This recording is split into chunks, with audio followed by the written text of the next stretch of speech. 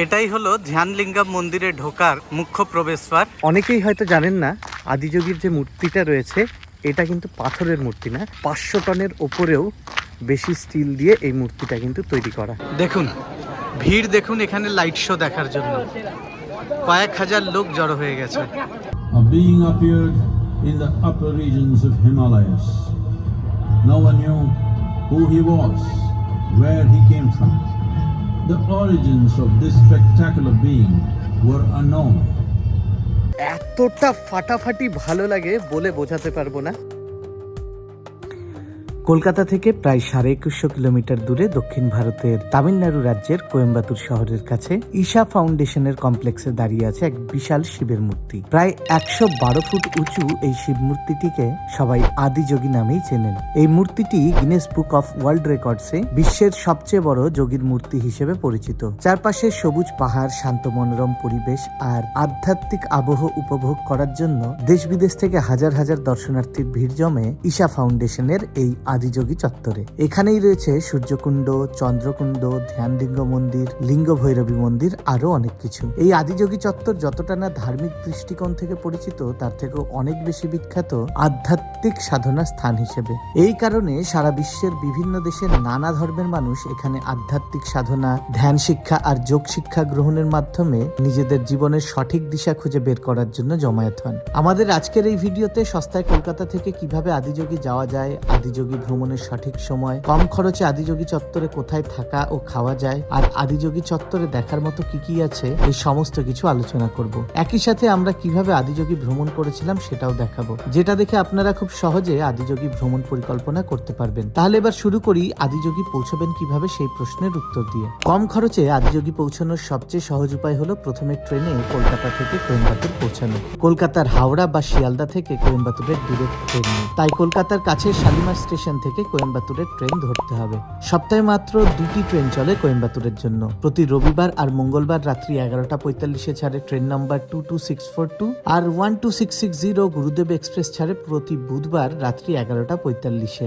দুটোর ক্ষেত্রেই সময় লাগে প্রায় 34.5 ঘন্টা, আর ভাড়া স্লিপারে 835, এসিতে 2165 টাকা। কোয়েম্বাটুর জংশন রেলওয়ে স্টেশন থেকে ট্যাক্সিতে আদিযোগী যাওয়ার জন্য ভাড়া পড়ে 1400 থেকে 1500 টাকা। তবে সস্তায় আদিযোগী ঈশা ফাউন্ডেশন যেতে চাইলে কোয়েম্বাটুর জংশন রেলওয়ে স্টেশনের বাইরেই পেয়ে যাবেন আদিযোগী যাওয়ার বাস। দূরত্ব মাত্র 30 কিলোমিটার। বাসে সময় লাগে প্রায় 1 ঘন্টা 10 মিনিট, আর ভাড়া জনপ্রতি মাত্র 50 টাকা। যারা আদিযোগী ঈশা ফাউন্ডেশনে আধ্যাত্মিক সাধনা, ধ্যান শিক্ষা বা যোগ শিক্ষা গ্রহণের জন্য যান, তাদের অনেকেই সেখানে কয়েক মাস সময় কাটান। তবে আপনি যদি শুধু ভ্রমণের ইচ্ছে নিয়ে আদিযোগী যান, তবে 1 থেকে 2 দিনের ভ্রমণ যথেষ্ট। তাই অধিকাংশ পর্যটক কলকাতা থেকে উটি ভ্রমণের সাথে এই আদিযোগী ভ্রমণ যোগ করে দেন। এতে সময় 2-1 দিন বেশি লাগলেও খরচ অনেকটাই কমে যায়। যাই হোক, আমরাও উটি ভ্রমণের সাথেই আদিযোগী ভ্রমণ করেছিলাম। আপনারাও যদি আমাদের মতো কলকাতা থেকে প্রথমে 3 দিন উটি ভ্রমণ করে তারপর উটি থেকে বাসে আদিযোগী ভ্রমণ করেন, তাহলে বেশ সহজে আদিযোগী ভ্রমণ পরিকল্পনা করতে পারবেন। চলুন তাহলে দেখে নিই উটি থেকে আদিযোগী কিভাবে পৌঁছতে হয়। এটা হলো উটির যে বাস স্ট্যান্ড রয়েছে সেটা, যেটা রয়েছে এখানকার টয় ট্রেনের রেলওয়ে স্টেশনের ঠিক পাশেই। রেলওয়ে স্টেশনটা আছে ঠিক এই জায়গাটায়, মানে এই বাউন্ডারি ওয়ালের পেছনে, ওই যে দেখুন ওই জায়গাটায় করে। আচ্ছা, এখানে বাসে চড়ার জন্য কোয়েম্বাটুরের কোনো রকম বুকিং কাউন্টার নেই যেখান থেকে টিকিট কাটতে হবে। বাসে উঠেই তারপরে ভেতরেই টিকিট পাওয়া যাবে। এবার এখানে যে সমস্ত জায়গায় যাবেন তার জন্য কিন্তু বোর্ড লাগানো রয়েছে। যেমন দেখুন ওইদিকে বোট হাউস, এইদিকে কোয়েম্বাটুর, এই সামনেটায় রয়েছে সাথী, তারপরে আছে সালেম, তারপরে আছে তিরুপ্পুর, তারপরে ত্রিচি, মাদুরাই। তো ডিফারেন্ট জায়গায় যাওয়ার যে বাসগুলো রয়েছে সেগুলো এখানে রয়েছে। আর এই যে বোর্ডগুলো লাগানো রয়েছে, এই বোর্ডগুলো যেখানে থাকবে সেখানেই কিন্তু বাসগুলো এসে দাঁড়াবে। আর বাস দাঁড়ালে তারপর সেই বাসে করে আপনাকে যেতে হবে সেই লোকেশনে। এই চলে এসেছে আমাদের বাস, এটাই যাবে কোয়েম্বাটুর। প্রথম সিট দুটোতে আমাদের বসতে দিল না, খুব সম্ভবত রিজার্ভ রয়েছে। আর তারপর কিছু সিট এখানে লেডিস রিজার্ভ রয়েছে, তো তাই আমরা সবার শেষের যে সিটটা এটা পেয়েছি, এই সিটটাই বসেছি। ঢুকে যাই ভেতরে। সকাল সকাল বাস মোটামুটি লোড হয়ে গেছে। দেখুন ঘড়িতে সময় সকাল 6:50, আমাদের বাস ছেড়ে দিয়েছে। উটি থেকে কোয়েম্বাটুর আমরা যে স্টেশনটায় যাচ্ছি, মানে যে বাস স্টপটাতে যাচ্ছি, সেই বাস স্টপটার নাম হচ্ছে গান্ধীপুরম। তো উটি বাস স্ট্যান্ড থেকে গান্ধীপুরম অবধি আমাদের 160 টাকা দুজনের টিকিট নিল এই বাসে, মানে 80 টাকা পার হেড।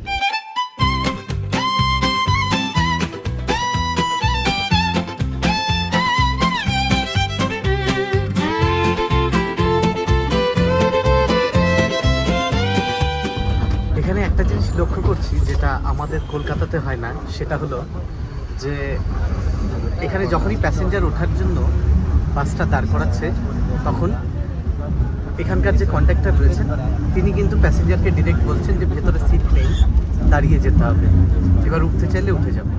তো অনেক প্যাসেঞ্জার এরকম কিন্তু উঠছে না, কিন্তু আমাদের ওখানে কী হয় যে ভেতরে সিট কি, ভেতরে হয়তো পা ফেলার জায়গা নেই, তবুও কন্ডাক্টর বলতে থাকে যে প্রচুর জায়গা আছে, এসো এসো এসো। পেছনে যেটা দেখবেন সেটা ছিল কুন্নুর টয় ট্রেনের রেলওয়ে স্টেশন। তো আমরা যদি উটি থেকে টয় ট্রেনে চাপতাম তাহলে আমরা ঠিক এতদূর অবধিই আসতাম। ঘড়িতে এখন সময় 8:45। আমাদের বাস এসে দাঁড়িয়েছে আর আমরা এই রেস্টুরেন্টে খেতেও ঢুকে গেছি। চলে এসেছে এই যে আমাদের মশালা দোসা, কোনো এক্সট্রা বাটি নেই, এখানেই দিয়ে দিচ্ছে। খেতে কিন্তু ভালো আছে, হ্যাঁ। ফটাফট খাবারটা খেয়ে নিচ্ছি, কারণ এখানে বাসের ব্রেক কিন্তু বেশিক্ষণের না। খাবার তাড়াতাড়ি খেয়ে দৌড়ে এই বাসটা ধরে দিয়েছি, কারণ বাসটা ছেড়ে দিয়েছিল। এখানে খাবারের জন্য দাঁড়ায় না, একটা ওয়াশরুম ব্রেক নেয় মাত্র 10 মিনিটের জন্য। তো আমি ভুলেই গেছিলাম যে এটা 10 মিনিটের ব্রেক, তাই ফটাফট খেয়ে যতক্ষণে আমি এই কোল্ড ড্রিঙ্কটা নিয়ে বেরিয়েছি দেখছি বাসটা বেরিয়ে যাচ্ছে, দৌড়ে এসে উঠলাম আবার। বাসে যখন ট্রাভেল করছি হঠাৎ করে আমাকে এই যে আমার পাশে যে বসে আছে সে বললো যে আমি 100 ডেজের চ্যালেঞ্জে বেরিয়েছি। আমি বললাম তাই নাকি? কন্টেন্ট কোয়ালিটি এত ভালো, ওর ভিডিও মিলিয়ন্স সাবস্ক্রাইবার ডিজার্ভ করে। খুব ভালো লাগলো, ভাইয়ের সাথে অনেকক্ষণ ধরে কথা বলছি। ভাইয়ের নাম হচ্ছে সুমিত, আর ভাইয়ের চ্যানেলের নাম ওয়ান ডিস্ট্যান্স। সময় চলে এসেছে সুমিত ভাইকে অলবিদা বলার। ও এখান থেকে কোচি যাবে, কোচির দিকে বেরিয়ে যাবে, কোচির পর তারপর গোয়া, আর এখান থেকে আমরা চলে যাব আদিযোগীতে। আমাদেরকে ঠিক এখানে নামিয়েছিল, আর এখান থেকে এই যে ভেতরের দিকে যাচ্ছি, এখানে গিয়ে দেখি সুমিত ভাই আমাকে বললো যে 14D বাস রয়েছে এখান থেকে যেটা আদিযোগী যায়। একবার ভেতরে গিয়ে জিজ্ঞেস করি। কোয়েম্বাতুর থেকে আমরা আদিযোগী যাওয়ার জন্য টিকিট কেটে নিলাম বাসে, 100 টাকা লাগলো দুজনের। বাসে যেহেতু সিট নেই তাই আমাদেরকে এখন দাঁড়িয়েই যেতে হচ্ছে, সামনে খালি হলে তখন বসা যাবে। এই বাসগুলোতে যে কন্ট্রাক্টর আছেন তিনি শুধু যে ক্যাশেই টিকিট নেন তা না, তিনি কিন্তু অনলাইনেও পেমেন্ট নেন।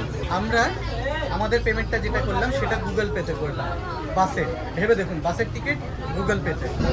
এই যে বাইরে যেটা দেখা যাচ্ছে এটাই হলো কোয়েম্বাতুর স্টেশন। পাপা তো বসে গেছে এই যে এই সিটটাতে, এই সিটটা দিয়ে দাঁড়ালেন এই যে এই দাদা। তিনি আদিযোগী যে সেন্টারটা রয়েছে ওখানে মেডিটেট করেন, তো উনি যাচ্ছিলেন আমাদের কথা শোনার পর তারপর এই সিটটা পাপাকে অফার করতেন। আমরা যে বাসটায় চেপেছি এই বাসটার নাম্বার হচ্ছে 14D। এই বাসটাই কিন্তু এই যে আমাদের যেখানে নামিয়েছিল যে বাস স্টপ সেখান থেকে আদিযোগীর ওইদিকে যায়। তো অলওয়েজই যখনই আপনারা এখান থেকে আদিযোগী যাওয়ার প্ল্যান করবেন আর সেটা যদি খুব কম পয়সায় যেতে চান সেই ক্ষেত্রে কিন্তু এই 14D বাসে চাপতে পারেন।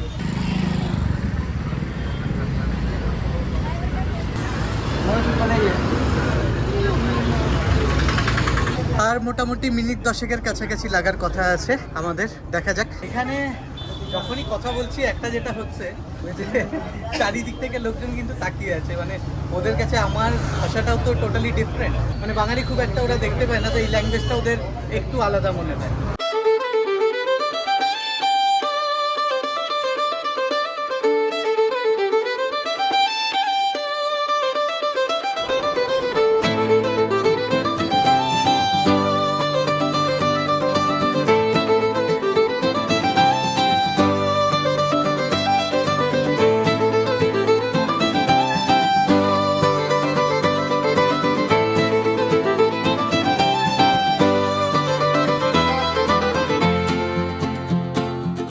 এই জায়গাটাতে আমাদের বাসটা এসে দাঁড়ালো, আর এই যে চত্বরটা পার্কিং চত্বরটা এর উল্টো দিকে দেখলেই দেখতে পাবেন, দেখুন প্রচুর দোকান রয়েছে।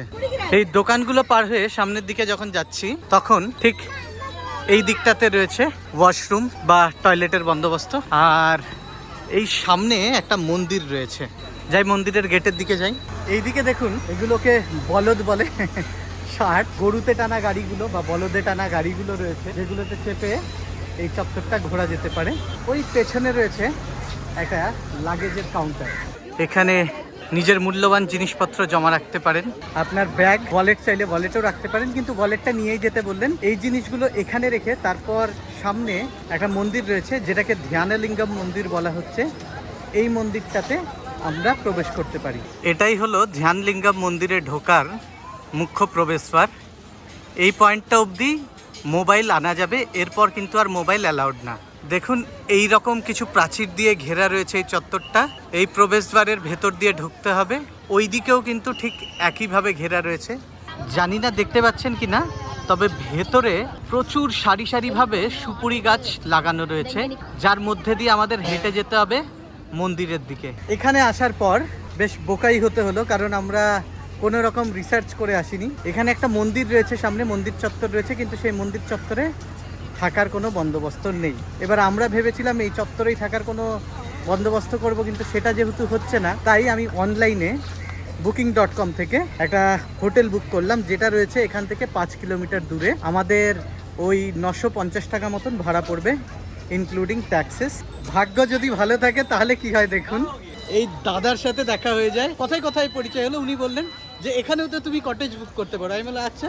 তুমি বললেন হ্যাঁ, আমরা কটেজেই আছি, আমি তোমাকে গাইড করে দিচ্ছি কীভাবে করতে গেলে। ওকে, তবে দেখি অ্যাভেলেবেল আছে কিনা। তো চেক করে দেখলেন অ্যাভেলেবেল আছে, আর আমার ফোন থেকে ওটা বুকিং হচ্ছিল না। উনি কিন্তু এই বুকিংটা করে দিলেন। থ্যাংক ইউ भैया, बुकिंग करके देने के लिए, हमें इतना मदद करने के लिए। भैया आप थोड़ा सा अपना नाम और कहाँ से आए एक बार बता दीजिए please. Sandeep from Bangalore. And he is into chartered accountancy. This is my wife, Your wife? Preeti. Preeti.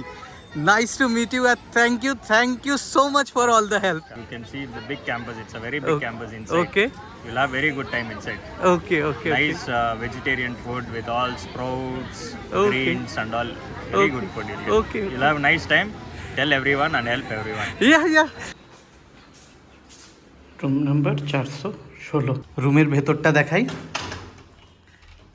প্রথমে ঢোকার পরেই এই যে বাদিকে রয়েছে বেশ কিছু হ্যাঙ্গার, তার পাশে রয়েছে একটা এরকম ওয়ার্ড্রোব, ওই দিকটায় দেওয়া রয়েছে বসে কাজ করার জন্য একটা টেবিল, তার পাশে রয়েছে মিরর, এই দিকটাতে রয়েছে দুটো বেড, আর এইদিকে একটা টি টেবিলের মতো টেবিল রয়েছে।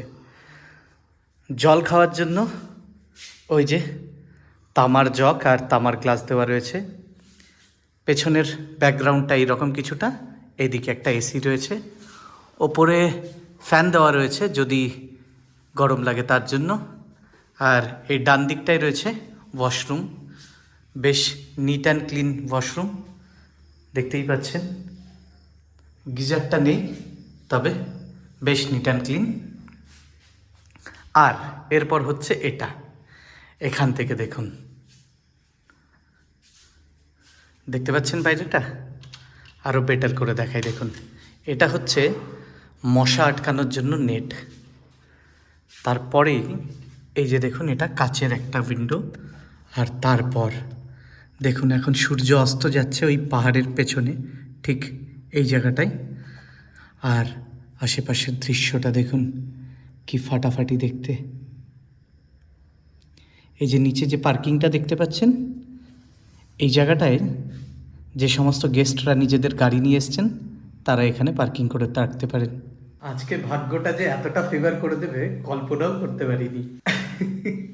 বাস থেকে নামার পর যখন সবাইকে জিজ্ঞেস করছি, ইনক্লুডিং যে কন্ডাক্টর আছে তাদেরকেও, প্রত্যেকে বলছে এখানে তো থাকার জায়গা নেই। আমি অনেকের কাছে শুনেছি আছে, কিন্তু এরা বলছে নেই। এবার যখন লোকাল লোকজন বলবেন নেই, তখন আপনার কি মনে হবে? তাহলে যারা বলেছে তারা ভুল বলেছে। এবার আমি অনেকটা ডিসঅ্যাপয়েন্টেডই হয়েছিলাম। তারপর আপনারা দেখেছেন, আমি ভিডিওতে কিন্তু বলেছি যে আমি অলরেডি বুকিং করে নিয়েছি booking.com থেকে, সেটা 5 কিলোমিটার দূরে হোটেলটা। কিন্তু ভাগ্য ভালো থাকলে যা হয়, ওখানেই এক দাদার সাথে পরিচয় হয়। মানে মোটামুটি এখান থেকে যে মেন গেটটা, কমসে কম 2-2.5 কিলোমিটার হবে। তো এই 2-2.5 কিলোমিটার ধরে পুরো আমাদের যা যা প্রসেসে যা যা লেগেছে ডকুমেন্টেশনে সমস্ত কিছুতে হেল্প করেছেন। ইনফ্যাক্ট এখানে যখন আমরা এলাম এই বিল্ডিংটাতে, এই বিল্ডিংটার নাম হচ্ছে শিবপাদম 3। তো এই বিল্ডিংয়েও যখন এলাম এখানেও কিন্তু উনি আমাদের পুরো এই ট্যাগ লাগানোর থেকে শুরু করে এই রুমের চাবি নেওয়ার থেকে শুরু করে সমস্ত কিছুর হেল্প করলেন। মানে বলে বোঝাতে পারবো না, ওনারা দুজনই খুবই ভালো, খুবই হেল্পফুল। আর আজ হয়তো ভগবানেরই ইচ্ছে ছিল আমাদের এখানে পাঠানোর। মেন গেটের সামনে একটা স্নান করার জায়গা রয়েছে যেটার নাম সূর্যকুণ্ড। দাদা বললেন যে সেখানে গিয়ে স্নান করে মহাদেবের মাথায় জল দিয়ে তারপর বাকি মন্দিরগুলো ঘুরে দেখার জন্য। তো এখানে আসার পর মানে এই রুমটাতে চেক ইন করার পর আমরা তাই করেছিলাম। এবার মেন গেটের সামনে সূর্যকুণ্ড আছে, আর এটা মেন গেট থেকে মোটামুটি 2 কিলোমিটার ভেতরে। এবার এই এতটা রাস্তায় হেঁটে আসা তো পসিবল না, তার জন্য এই ফাউন্ডেশনের পক্ষ থেকেই কিন্তু ইলেকট্রিক ভেহিক্যালের ব্যবস্থা করা রয়েছে। সেই ইলেকট্রিক ভেহিক্যালগুলোতে করে আমরা যেতে পারি ওখানে, এটাও ফ্রি অফ কস্ট। আমরা ওখানে গেলাম, ওখানে যাওয়ার পর স্নান করার জন্য আমাদেরকে আমাদের পুরো জামা কাপড় চেঞ্জ করে ওখান থেকে যে ধুতি টাইপের একটা লাল কাপড় দেওয়া হবে সেটা পরে তবেই আমাদেরকে নামতে হয়েছে। যে সূর্যকুণ্ডটা রয়েছে মানে একটা পুকুর মতো করা রয়েছে বা সুইমিং পুল টাইপের করা রয়েছে, কিন্তু সেখানে সাঁতার কাটা যাবে না, সেখানে অলরেডি মহাদেবের লিঙ্গ স্থাপন করা রয়েছে। তো সেখানে স্নান করে মহাদেবের মাথায় জল ঢেলে তারপর আমরা ভেতরে ঢুকলাম।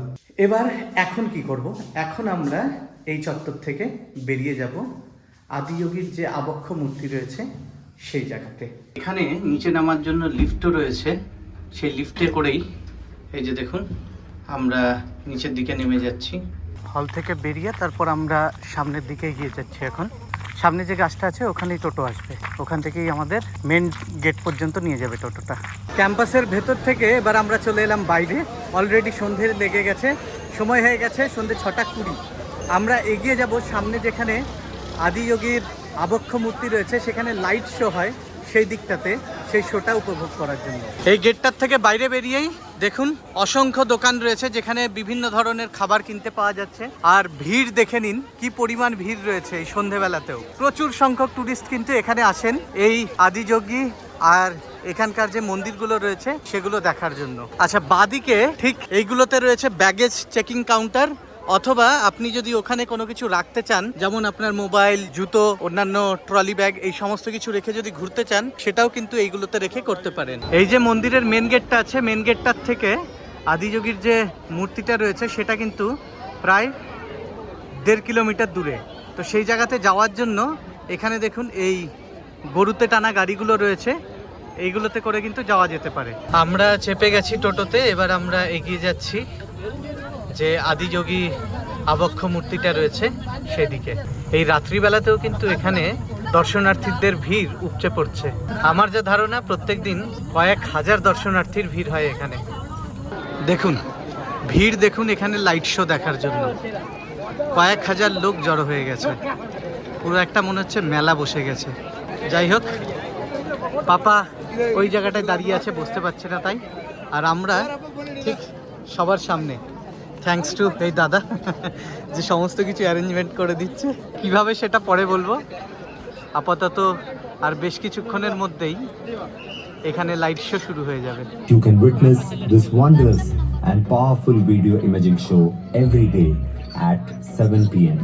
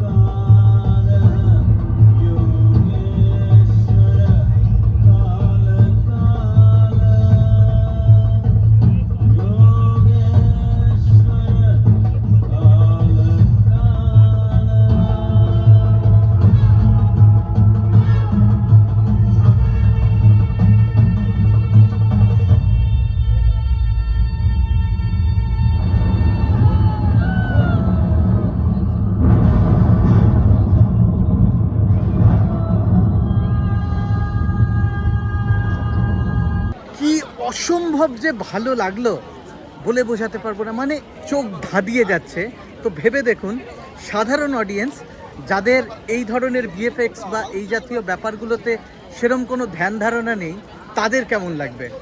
প্রত্যেককে বলবো যারাই এখানে আসবেন অন্তত পক্ষে চেষ্টা করুন এই সন্ধেবেলায় 7:20 যে লাইট শোটা হয় সেটা যেন অ্যাটেন্ড করতে পারেন।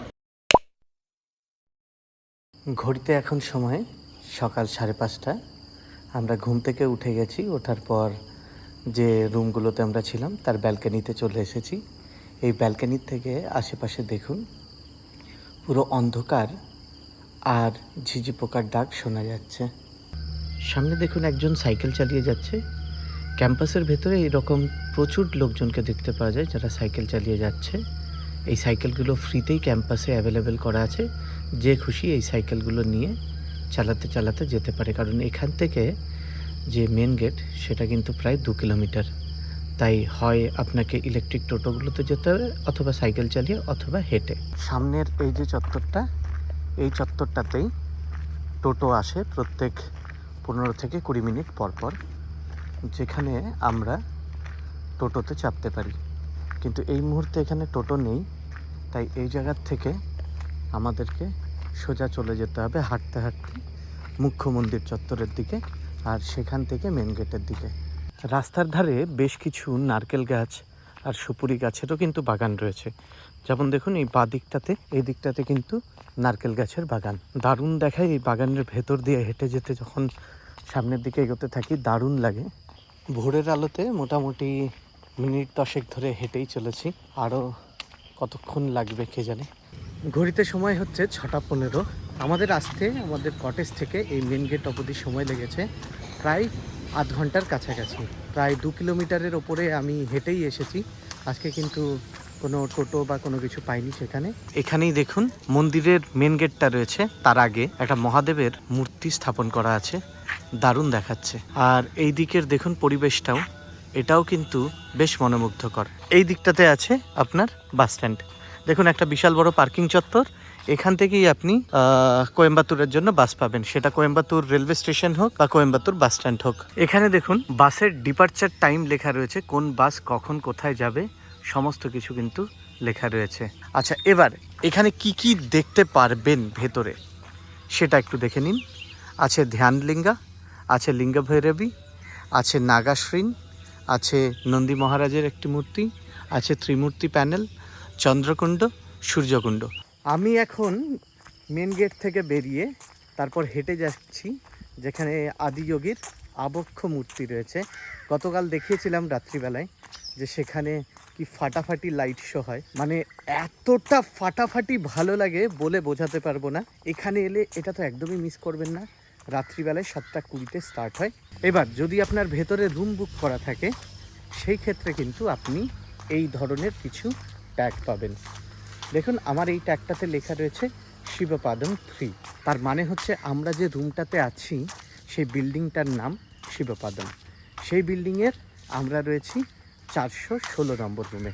এবার দেখুন আশেপাশটা পাহাড়ে ঘেরা এই রকম একটা এলাকা, প্রচুর ধান ক্ষেত, আর এরই মাঝে রয়েছে আদিযোগীর আবক্ষ মূর্তি। আমরা এখন যেহেতু আসছি মন্দিরের যে মেন গেটটা রয়েছে সেই দিক থেকে, তাই আমরা রয়েছি আদিযোগীর পেছন দিকটাতে। আচ্ছা, অনেকেই হয়তো জানেন না আদিযোগীর যে মূর্তিটা রয়েছে এটা কিন্তু পাথরের মূর্তি না, এটা কিন্তু পুরোপুরি স্টিলের। 500 টনের ওপরেও বেশি স্টিল দিয়ে এই মূর্তিটা কিন্তু তৈরি করা, যেটা কয়েক হাজার বছর পরেও হয়তো জং ধরবে না, নষ্ট হবে না, তার জন্যই এটা কিন্তু পরিকল্পনা করে তৈরি করা রয়েছে।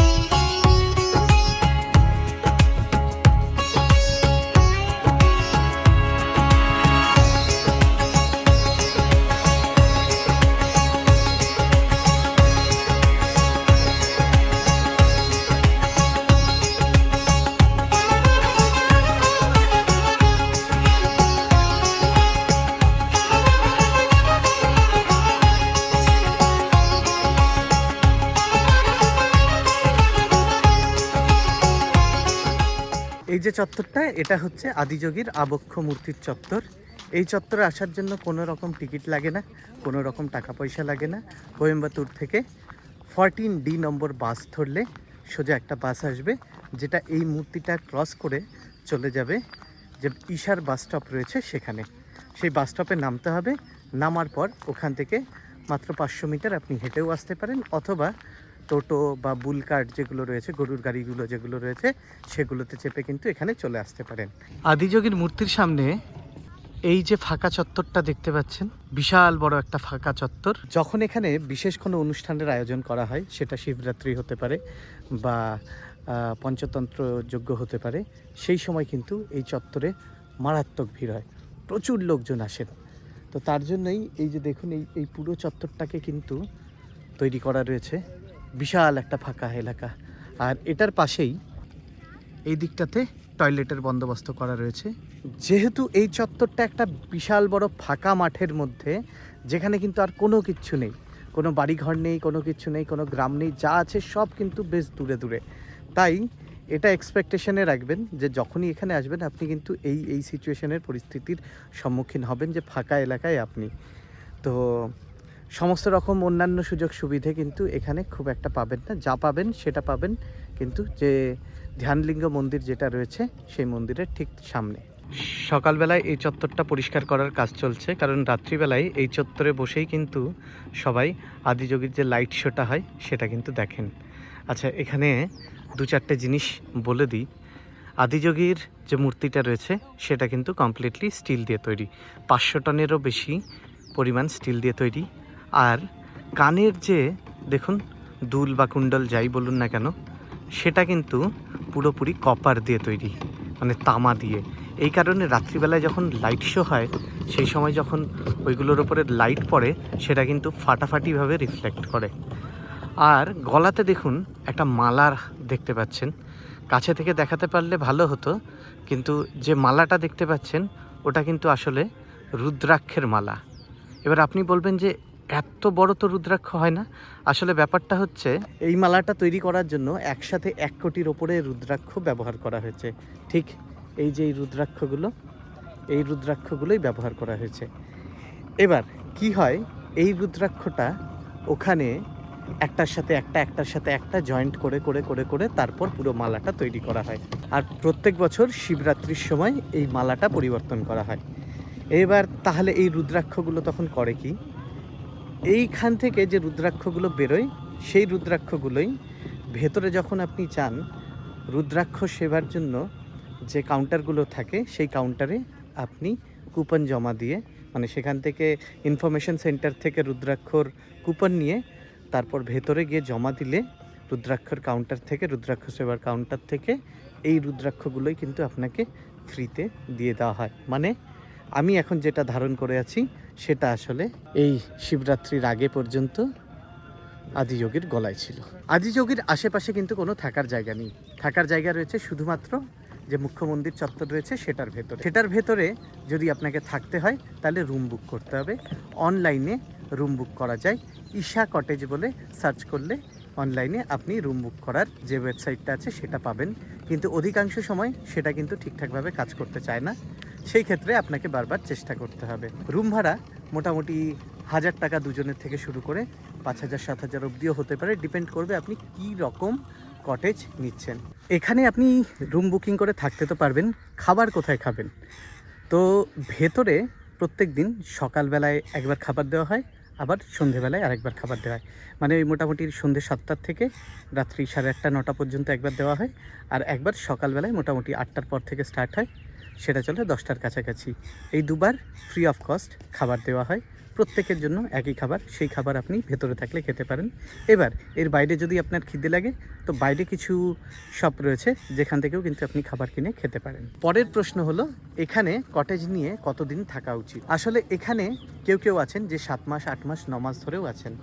এখানে বিভিন্ন ধরনের জীবনযাত্রার মান উন্নত করার জন্য ট্রেনিং দেওয়া হয়, সেটা কিছুটা পেড হয়, অনেক ক্ষেত্রে কিছু আবার নন পেড হয়। তো সেখানে যোগব্যায়াম থেকে শুরু করে আধ্যাত্মিক আলোচনা বা অন্যান্য আরও বিভিন্ন ধরনের আলোচনা হয়। আপনি সেই প্রোগ্রামগুলো দেখতে পারেন, ইউটিউবে অ্যাভেলেবেল রয়েছে সেগুলোর ইনফরমেশন। ঈশা ফাউন্ডেশনের বিভিন্ন ওয়েবসাইটগুলোতে অ্যাভেলেবেল রয়েছে, সেগুলো থেকে দেখতে পারেন। তাই আপনি এখানে অন্ততপক্ষে 2 থেকে 3 দিন যদি কাটাতে পারেন, তবে আপনি বিভিন্ন জিনিসগুলো জানতে পারবেন, যে এখানে কি কি ধরনের টিচিংস হয়, এখানে যোগব্যায়াম কখন হয়, সমস্ত কিছু, বা ফ্রিতেও আপনি অনেক টিচিংস অ্যাটেন্ড করতে পারবেন। এখানে আসার সেফটি নিয়ে যদি কথা বলি, কোনো রকম সমস্যা নেই। ভেতরে প্রচুর পরিমাণে গার্ড রয়েছে, নারী পুরুষ বাচ্চা সবাই আসতে পারে। তো এখানে আমরা এই পেছনে যে আদিযোগীর মূর্তি ছিল, ওখানে বেশ কিছুক্ষণ সময় কাটালাম। মাঝে এই দাদার সাথে দেখা, দাদার নাম হচ্ছে সাই। আদিযোগীর আবক্ষ মূর্তি দেখার পরে এবার চলে যাচ্ছি যে মেন গেটটা রয়েছে সেই দিকে। আমরা বেরিয়ে চলে এসেছি আদিযোগী যে ঈশা ফাউন্ডেশনের এই চত্বরটা রয়েছে সেখান থেকে। এবার এখান থেকে আমরা চলে যাচ্ছি বাস স্ট্যান্ডের দিকে, যেটা ঠিক এই সামনে। এটা হলো বাস স্ট্যান্ড, দেখি বাস কখন আসছে। আমরা সেন্টার থেকে বেরিয়ে একটা বাস ধরে নিয়েছি, 14D বাস। মোটামুটি ঘন্টা দেড়েক সময় লাগবে, তার মানে 12টা বেজে যাবে মোটামুটি আমাদের পৌঁছতে। সকালবেলায় ব্রেকফাস্ট করা হয়নি, ওখানে গিয়েই তারপর ব্রেকফাস্টের কথা ভাবতে হবে।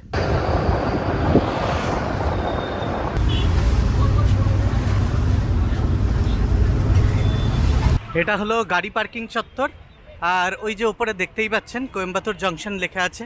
এখান থেকে আমরা চলে যাই সামনের দিকটায়। বাসছে 12টা 2, আমাদের ট্রেনটা 12টা 50-এ। দেখি কত নম্বর প্ল্যাটফর্মে দিচ্ছে। এটা দিয়ে সিকিউরিটি চেকিং করানোর পর তারপর ঢুকে যেতে হবে এই স্টেশন চত্বরের ভেতরে। ফাইনালি আমরা সদ্গুরুর আশ্রম থেকে এসে পৌঁছলাম কোয়েম্বাটুর রেলওয়ে স্টেশনে। এখান থেকে এবার আমাদের ট্রেন রয়েছে, আর 20 মিনিট পর আমরা আমাদের গন্তব্যের জন্য ট্রেনে চেপে যাব। আপনাদের যাদের যাদের ট্রেন যেখানকার জন্য রয়েছে সেই জায়গার ট্রেনে আপনারাও চেপে যেতে পারেন। আজকের মতো এই ভিডিওটা এখানেই সমাপ্ত করছি। দেখা হবে আপনাদের সাথে অন্য কোনো ভিডিও সিরিজে।